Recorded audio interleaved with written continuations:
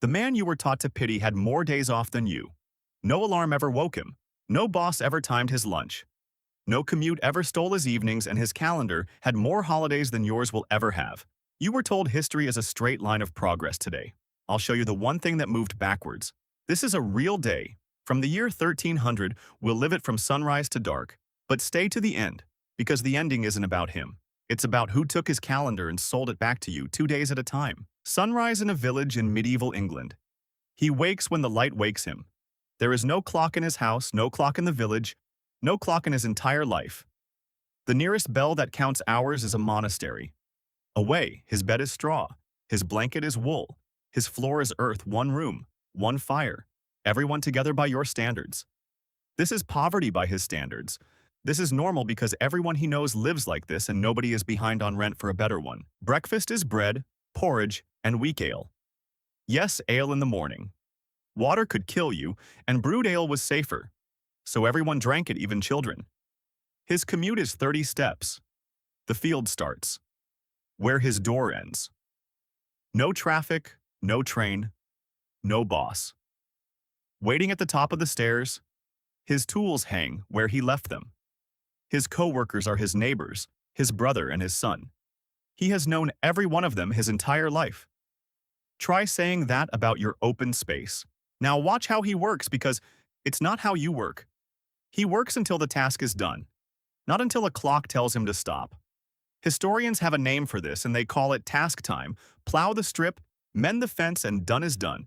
Finish early, and the afternoon is yours. No manager invents extra work to fill your hours, and nobody pretends to be busy. Your day is ruled by hours. His day was ruled by jobs. Hold on to that difference, because it's the key to everything. His work came in waves, not in weeks. Harvest was brutal from dawn to dark, with everyone in the field. Nobody denies it. Those weeks were harder than any office. But harvest is weeks, and winter is months.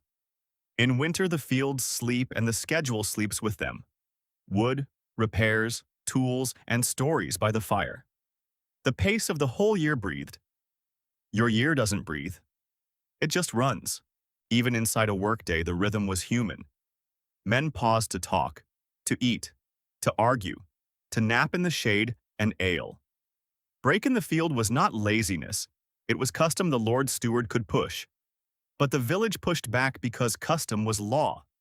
Here, one historian went through old work records, counted the days, the hours, and the pauses, and found that medieval laborers worked fewer hours per year than you do. The man with the wooden plow beat the man with the laptop, and we haven't even opened his calendar yet. Midday brings the big meal: bread, pottage, onions, and cheese. If the year was good, meat rarely, and sugar never boring by your standards, but he grew every bite of it after the meal. The village hums. Gossip at the well, news travels at the speed of a walking neighbor. The church bell is the only schedule anyone shares, and it rings for prayer, not for productivity. He knows maybe 200 people, and not a single stranger decides his day. Now the part they never taught you in school: the medieval calendar belonged to the church, and the church loved holy days. Every Sunday work was forbidden by law. Then came saint days, feast days, fair days, and festival weeks. Weddings lasted days, harvest festivals lasted longer. Add it up across parts of medieval Europe, and you get roughly 1/3 of the year off. Some estimates reach 150 days. Your total with every weekend counted is about 110. So a serf, a man who legally belonged to his lord, rested more than a free person with a smartphone. Late afternoon, and the light turns gold. Work ends when the sun ends, because there is no overtime in the dark. Candles are expensive and darkness is free, so evenings belong to people, not to screens. Songs, stories, and ale at the alehouse, the same faces every night for a whole life. Boring? Maybe lonely? Never. He has never eaten a meal alone in his life. Think about your last 10 dinners. Who was at the table? Now let's be honest about the price, because it was real. He buried children. Medicine was a prayer and an herb. A bad harvest meant hunger, not higher prices. His teeth hurt his whole life. He owned almost nothing, and the Lord took a cut of everything he grew. Nobody sane wants to go back. This is not nostalgia, this is arithmetic. If his life was harder in every way, why was his calendar lighter? Because the calendar didn't evolve, it was taken by specific people in a specific century. Look at the horizon. That smoke wasn't there yesterday. The Industrial Revolution didn't just want his crops. It wanted something no lord had ever demanded: his hours. All of them at exact times every single day. A machine cannot wait for task time. A furnace doesn't care that your field is done. The factory needs you at 6 or nothing works. So the whistle replaced the sunrise. Historians call it time discipline. Being late became a sin. Clocks appeared on towers, then on walls, then on wrists, then in your pocket, then by your bed. The saint days went first. Then the festivals, then Sunday itself started to wobble, until one man's calendar became everyone's cage. Early factory workers logged 80-hour weeks, 6 days. Sometimes 7 children stood at the machines beside them. People didn't accept it quietly. They fought for decades.